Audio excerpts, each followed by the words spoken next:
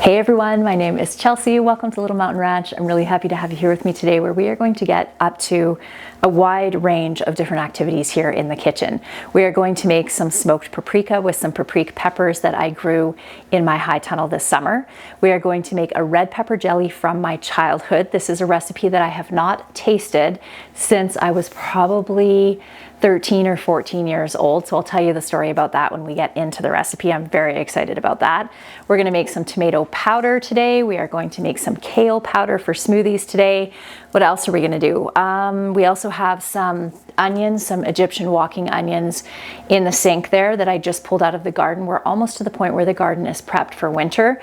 And I needed to get these onions. I completely forgot about them, honestly. Pulled out of the garden, and so I did that yesterday. I need to do something with them. I haven't quite decided yet what. And something that I am excited about is to try an Ethiopian spiced tea. So this tea, along with some of the spices that I need to make it, were sent to me by a subscriber. Thank you so much. I think your name is Marty. I really appreciate it. This kind of stuff, number one, I love tea. Number two, I love trying recipes from different parts of the world. So thank you so much for that. So we're gonna try that. And I think that's probably about it, although that is certainly plenty. The first thing that we're going to do is take these beautiful paprika peppers. So they're actually called paprika peppers, and they are from West Coast Seeds. Really nice, sweet red pepper. And as you can tell, these have already been dehydrated. Normally when you're going to make smoked paprika, you want to take your peppers and smoke them for 2 to 3 hours when they are fresh. However, I picked these about 3 weeks ago and I just have not had time to smoke them and turn them into paprika. So I decided just to get them dehydrated so that they wouldn't degrade anymore, and to smoke them when they are dried already. So what this means is it's just not going to absorb quite as much of that smoked flavor as it would if they were fresh. And honestly, that's no big deal for me because normally I'll only smoke them for around an hour anyway because I don't want the flavor to be too smoky. So I've already lit my smoker outside. You might be able to see the smoke in the window there. So we're going to go get these loaded in right away so that we can turn these into the paprika in about an hour to an hour and a half, and that will give us enough time to get some of the other things that we need to get done. So I've already taken my grate out of my smoker because we use the smoker for barbecuing as well, and it was dirty, so I gave it a scrub. And I am just going to lay our peppers out on here. I just love the way that dehydrated peppers look. So beautiful. So I used my dehydrator, which dried these out in around 8 hours or so. So we're gonna be able to fit all these on to one rack here, which is great. So we have the Pit Boss smoker. So in they go. See you in an hour. The next thing that we're gonna do here is take this kale, and I am not very, what's the word I'm looking for, delicate about this process. I just rip the leaves off like that, and I throw them in my blender. I stuff it right full, add a little bit of water, and then I freeze dry this. You could dehydrate this too if you don't have a freeze dryer. And I picked this yesterday, so it's a little floppy, not quite fresh, but it will work just fine for my purposes.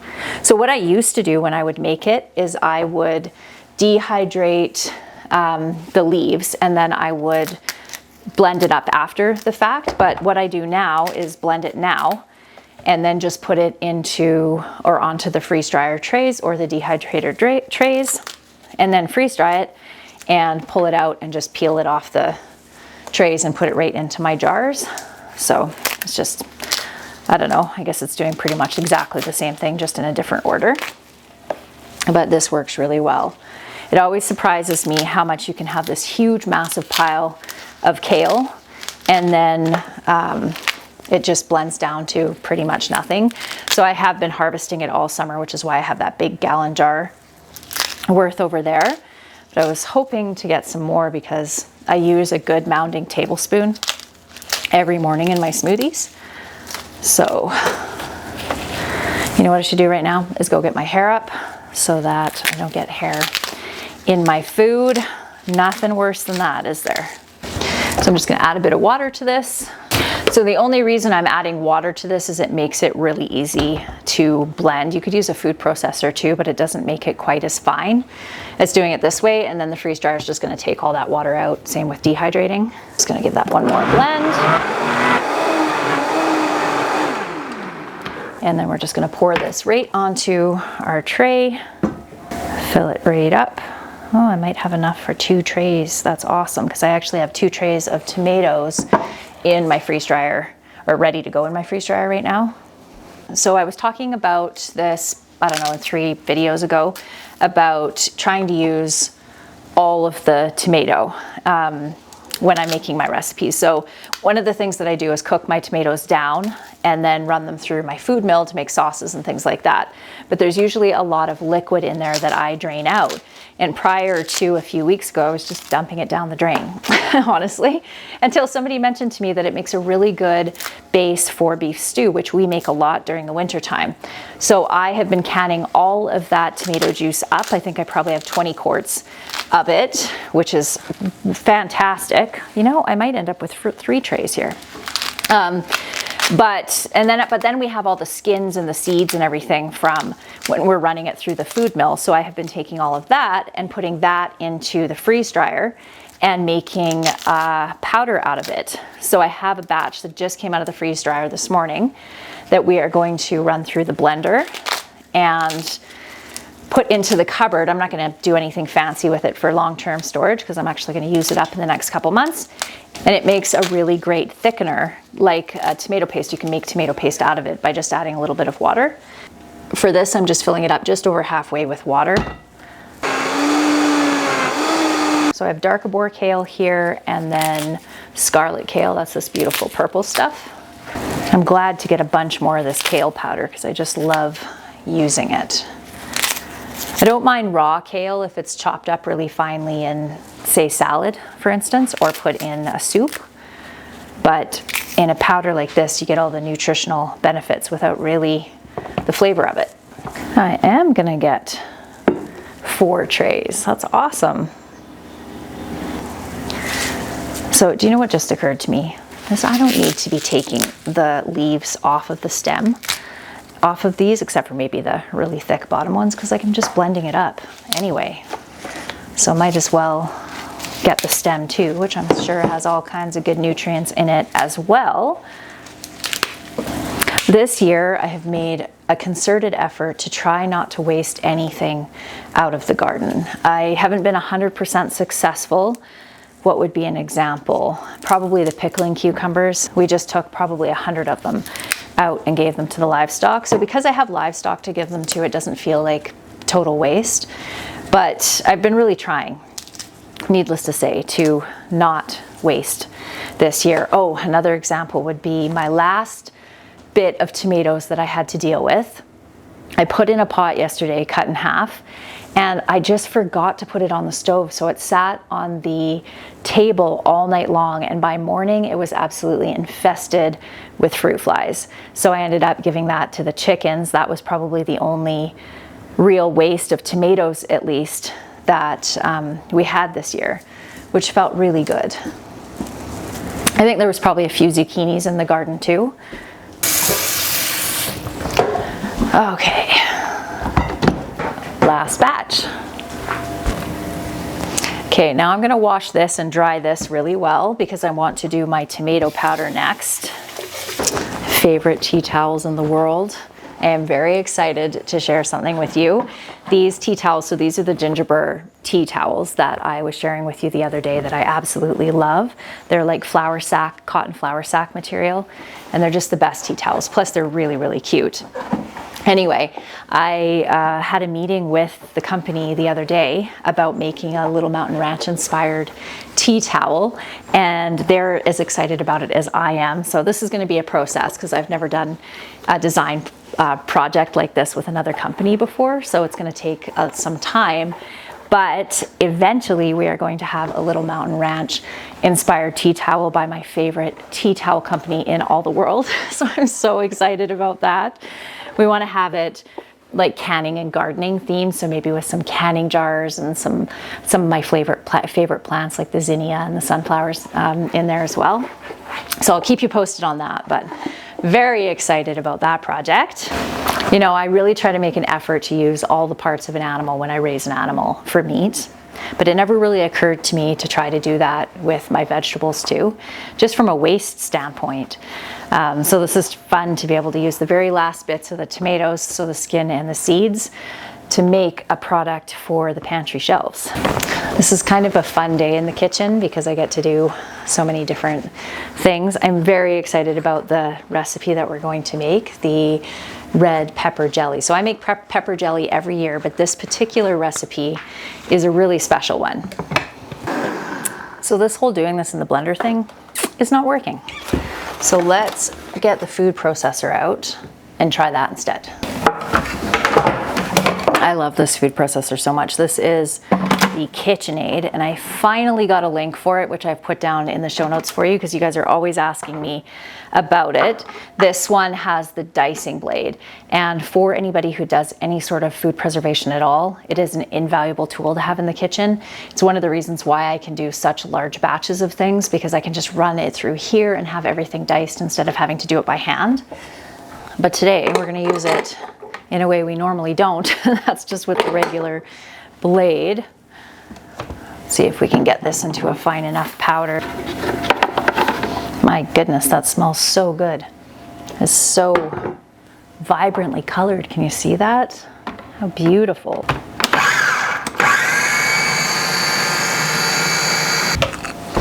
Let's try a little bit of this mixed in with some water and see if we get a paste. I feel like that needs to be a little bit more fine.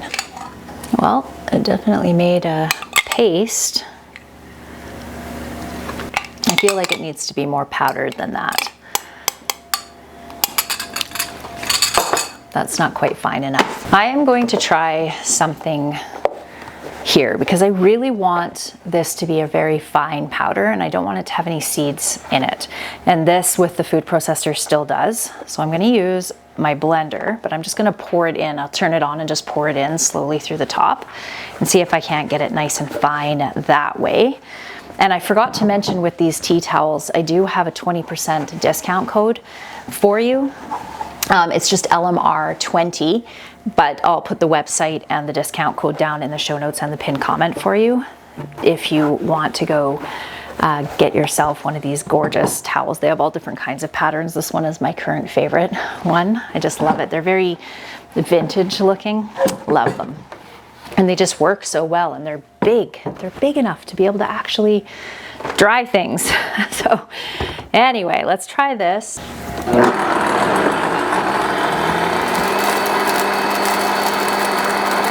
I think this is gonna work.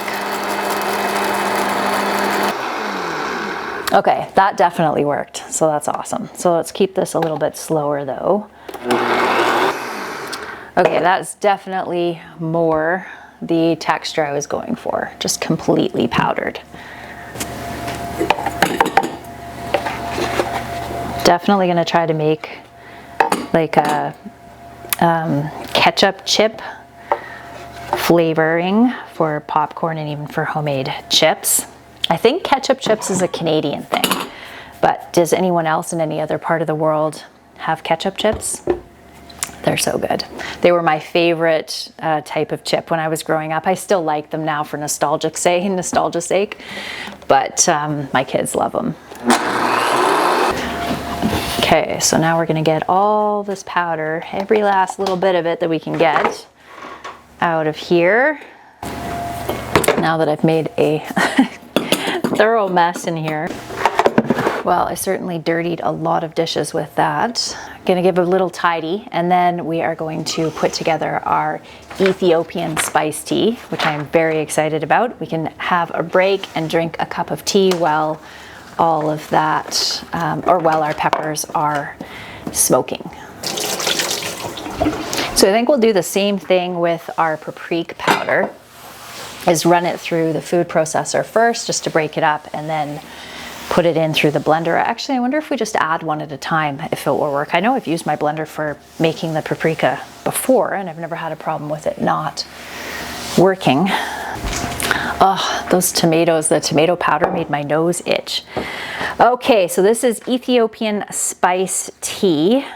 We are going to do 1 teaspoon of ground cardamom. And do I have ground cardamom? Because she did send some whole cardamom with this. You know what? Since you sent it, that's what I'm going to use. We'll use the whole cardamom for this. It's so aromatic. Oh my goodness. So we'll just add a few leaves in there. You know, I probably don't need such a large pot. Cinnamon. We need 1/8 a teaspoon of nutmeg and 1/8 a teaspoon of cloves.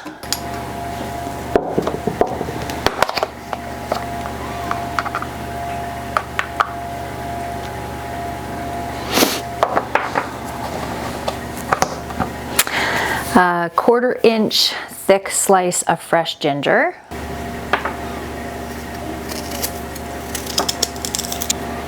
So there's a slice, and then we need to add 1 cup of water. Okay, so now we're going to bring this to a boil, and then we are going to add some of this Paprika 5-spice blend here that she sent to me. So we're going to add 1/8 a teaspoon of this spice mixture. Oh, wait, whoops. Hang on one sec. I wasn't supposed to add the ginger yet. The ginger is going to go in with this 5-spice blend here. I've never smelled this spice before.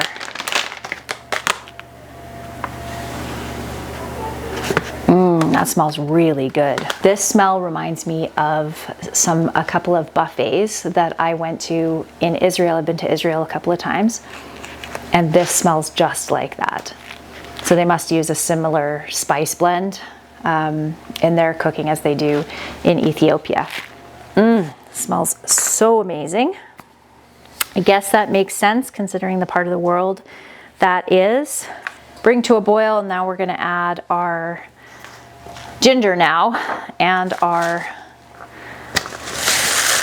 1/4 and our 1/8 a teaspoon of this spice blend. And then we want to simmer that along with our ginger for 4 minutes. It smells really good. Oh my gosh, my house smells amazing right now. So I'm going to have to make sure that I seal all these so that they maintain their amazing scent. Oh my gosh, it smells good. We are going to strain this through you could use a fine sieve, or in my case, I'm going to use a sieve along with probably a piece of cheesecloth or something like that, just because I don't have any coffee filters, which is the other option for straining this tea. I have some fine fabric here. Let's go pick out one of my favorite mugs to use. This is my current favorite mug. 2 minutes left. So it doesn't say anything about adding any sweetener to it. So I will try it without sweetener, but I'll likely add some sweetener, and I probably will also add a little bit of milk to it as well. I am definitely a honey and milk person when it comes to drinking any type of hot beverage. Okay, we're gonna strain this.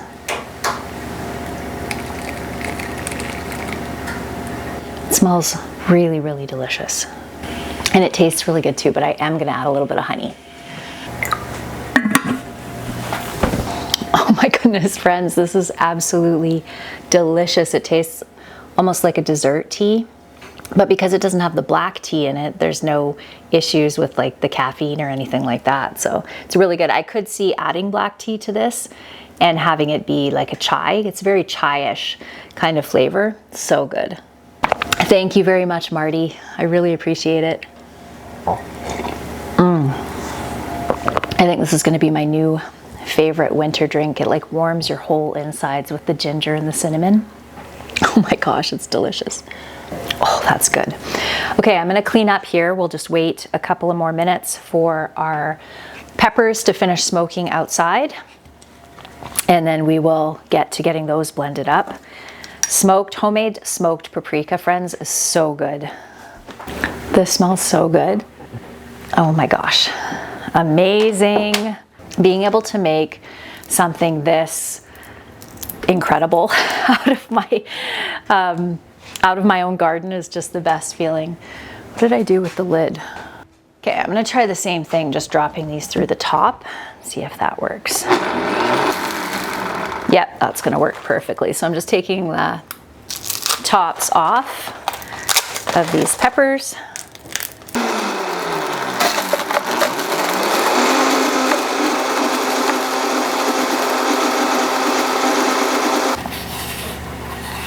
I want to save every single little grain of this because it's so precious and smells so amazing. I think this might be one of my favorite smells. So I made this 2 years ago for the first time, maybe 3 years ago. And last year I didn't get any paprika peppers. They just didn't grow well in my high tunnel, so I didn't make it last year. So I am absolutely thrilled to do it again this year. And you know what I'm thinking is I might need to do an entire row of just paprika peppers just for making this paprika, because it's amazing. It's really amazing. If you have a chance to grow some paprika peppers and make yourself some homemade smoked paprika, I highly recommend. Look at all that precious goodness. This tiny little bit of paprika is going to be reserved for very special recipes, probably when we have company over. Okay, we'll get that into a jar and then I will be back with you to make our red pepper jelly in a little bit. All right, we are at the point of getting all of our peppers ready. So this recipe calls for, I think it's 7 large red peppers, which I don't have, but I do have all of these candy cane peppers. There's a few paprika peppers here. There's a couple of other red peppers that I am going to use, and I am just getting them all cored right now. Let me see, I'm just gonna read the recipe out for you, so grab a pen and paper if you wanna jot this down. 7 large red bell peppers, 2 cups of vinegar, 2 teaspoons of salt, 3 teaspoons of chili powder, 10 cups of sugar, 3 1/4 cups of lemon juice, and 2 pouches of liquid pectin. In this case, I am going to be using Pomona's pectin, which is what I always use for pectin. You need 14 jelly jars, and I'll run you through the process now of how we're actually going to make it. So the story behind this red pepper jelly, I've been making pepper jelly for years, but back when I was probably 12 or 13, my best friend at the time, her name was Christy, her mom made red pepper jelly, and it was so incredibly delicious. We had it on bagels with cream cheese, always after school. And I asked my mom to get the recipe from her, which she did. So she started making the red pepper jelly and I just loved it. But over the years, I don't know if my mom stopped making it or not, I'm not sure. But when I left home, I didn't have it again after that. And I don't know how it came up in conversation, but somehow it did, with one of my friends. Her name is Rebecca, and I knew her as Becky back then. She goes by Rebecca now. We were talking about this and she said that she had Mrs. R's red pepper jelly recipe. And so I just texted her yesterday and asked her if she could send it to me, which she did. So this is the actual red pepper jelly recipe that got me into red pepper jelly back when I was a kid. So I'm really excited to be able to make this. I am going to add a couple of ripened jalapenos here into this just to give it just a little bit of a kick. Those ones aren't too spicy. And just because I like a little tiny bit of a spice with my red pepper jelly, so I'm just gonna add, I think, 2. Yeah, that'll be good enough into this.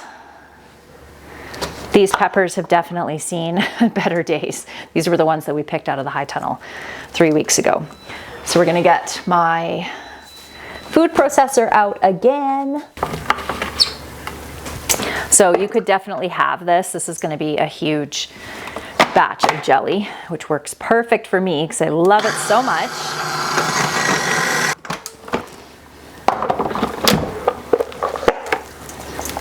It smells really good. Perfect combo of slightly spicy. Slightly spicy smelling and sweet. Of course, we know that I'm a baby when it comes to spice, so even slightly spicy is spicy to me. Okay, let's make sure we follow these instructions exactly here. Okay, we've got our jelly jars set up over there. Blending it in the food processor till we have about 4 cups, which is about what we have there. So we're gonna add our sugar, our lemon juice, our chili powder, and then we will deal with our pectin. So we are gonna need 10 cups of sugar for this. And Dan was lovely and went to the store for me to get me some sugar, because I do have brown organic sugar, but I didn't buy any white organic sugar when I was at, or organic cane sugar rather, when I was at Costco. I don't know how I missed that, but I did not. So the only packages he could find locally were these little tiny packages of sugar. Actually find your organic cane sugar. Yes, you did. I appreciate that. Thank you. So we've got 2 cups in each bag.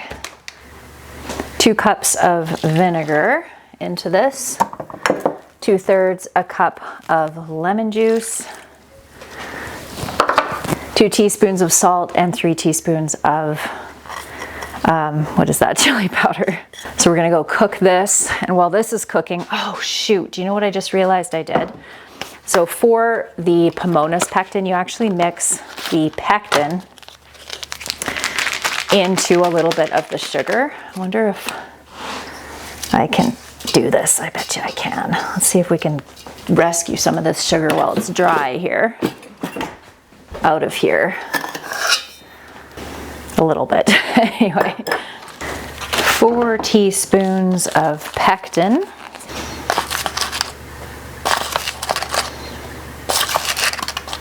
Okay, so we're gonna mix in our pectin into our sugar here. Mix that in really well. And then we need to make our calcium water. So one thing I will say about Pomona's pectin, and a couple of people in my membership have also said this, is that the texture of a jelly made with Pomona's pectin is different than one that's made with kind of your regular pectin. It's a little bit more, the word that comes to mind is chewy, but it's not chewy at all. It's like a jelly, but it just has a little bit more texture to it. I also want to say rubbery, but that sounds bad, and it's not bad. It's just different. So I've been using Pomona's pectin forever now, and I'm used to it. But if I try a jelly from someone that has used regular pectin, I can tell the difference. It's just a smoother texture, the regular pectin. So it's something to keep in mind if you want to try this. The benefit of using this kind of pectin is you can use less sugar if you want. I'm following this recipe to the letter because I want it to taste exactly like it did when I was a kid. But when I play around with it next time, I'll probably cut the sugar down, because 10 cups of sugar is a lot of sugar. Okay, 1/2 teaspoon into 1/2 cup of water. So we're gonna do 4 teaspoons of calcium water right into our pot over here. Oh, okay, so I don't think in all my years of using Pomona's pectin, I've ever actually read this part, the helpful hints and facts part. But for a softer gel, so that's the issue I would say, is that it's a firmer gel. But it says for the softer gel, you can actually use less pectin that the recipe calls for. Experiment by using 1/2 to 1/2 teaspoon less pectin than the recipe calls for, or perhaps up to a teaspoon less for recipes that call for 4 teaspoons of pectin. Always using the same amount of calcium water, so that's good to know. Here's our beautiful smoked paprika, all jarred up now. Okay, so we're boiling now. So now we're gonna add in our pectin here. And then we let this boil for 1 minute. Let's see if it's gonna come back up to a boil here. So there we go. Set our timer for 1 minute. Okay, here we go.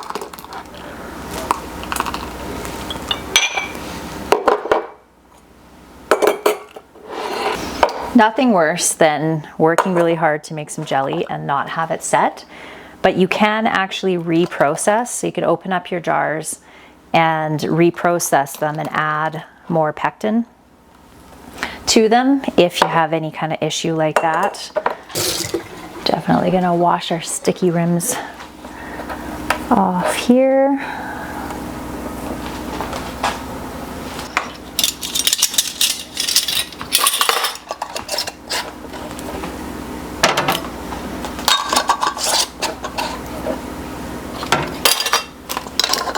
So you can see how all the texture bits, the seeds and the red pepper flakes are like floated to the top of the jar like that. So I'm going to show you a trick when we have this processed on something that you can do. It doesn't always completely. You have everything floating nicely in the jelly or evenly distributed in the jelly, but it does definitely help. Oh my goodness, we're not going to fit all of these in here. You know what? That's okay, because I'm just going to leave this one jar. I won't bother processing it. I'll just leave it and let it gel, and then I'll dig into that one right away. Okay, we'll bring this up to temperature. I'm going to set my timer when this is a food saver one, so it has a little dial on the top. And for my elevation, it has to hit the dark green. So I'll just wait for that, set my timer for 10 minutes, and then take these out. Gonna set this aside. Actually, you know what? I'm just gonna go pop this in the fridge so that it gels quickly. And I think I even have some cream cheese. So we'll have cream cheese and crackers and red pepper jelly. I'm so excited. And we get to clean up again. So all I feel like I do in the kitchen is make a mess and clean it up, and make a mess and clean it up. The trick for helping to suspend the little particles in your jelly throughout it is to grab your jelly, and as just right at this point when it is not quite set yet, you want to give it a little bit of a move, a wiggle around gently to kind of move the particles around so that they're suspended in the jelly. Or you can do like what I do and just leave it as it is and then just mix it in together when you're going to use your jelly. So I think what we're gonna do, friends, is because it's already getting dark outside, it's 4 o'clock and it's already starting to get dark, and it's gonna start getting dark in my kitchen, and we probably need another hour for the jelly in the fridge to chill, is we'll wait until morning and I'll show you the jelly and we'll try it together with some crackers and cream cheese. I'm so excited. Cream cheese works, but I also like cheddar cheese as well, so we'll probably try it both ways. Okay friends, we are on to day 2. You can hear my steam counter going in the background. I have some apple juice in there. I had apple juice that I processed or steam juiced day before yesterday, and I just put it in the fridge because I didn't have time to actually can it up. So I'm doing that now. I already have 4 quarts over there, but that's not what we're here to talk about. We are here to talk about the red pepper jelly. So you can see it jellied up, but it is a fairly soft gel, so I could have used a little bit more pectin in that big recipe, but now is the moment of truth. We are going to try, oh, I should probably mention this because you can see this back here.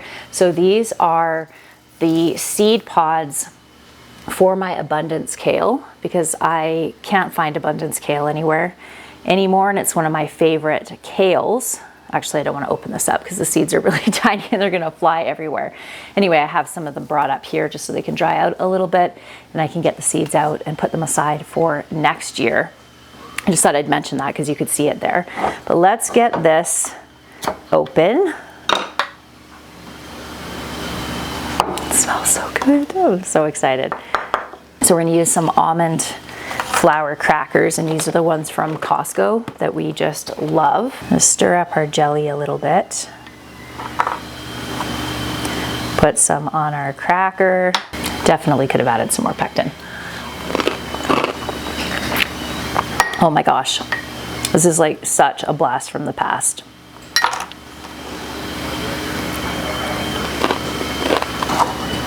That is incredibly delicious. The slightest, tiniest little bit of heat from the jalapenos I put in there, but hardly any at all, just enough to give it a little warmth. I really think that the chili powder is the secret ingredient in this jelly. I do wish I had added a little tiny bit more pectin just so it was a little bit thicker, but this is fine. I think I'll probably make another batch actually. Nothing like some red pepper jelly cheese and crackers for breakfast. With all that sugar, you would think it would be way overpowering as far as the sweetness, but it really isn't.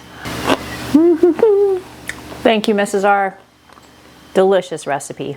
I'll send this recipe out in my next newsletter, which will come out Friday morning. So if you want to get the printed version of it and you're not already on my email list, you can sign up for it down in the show notes below. I send out a newsletter every Friday, and usually it will have recipes or tips or tricks or things like that. Sometimes it'll just be a newsy letter from me, just filling you in on what we've been up to during the week. I really make an effort to make them valuable for you. So like I said, if you want to sign up for it, the link's down below. I decided to take the onions from the sink and just put them in a box and put them down in the cold room, and I'll just deal with them later when I have time to do it, which is not right now. All right, friends, I hope that you enjoyed today's video, and I look forward to seeing you next time. Bye.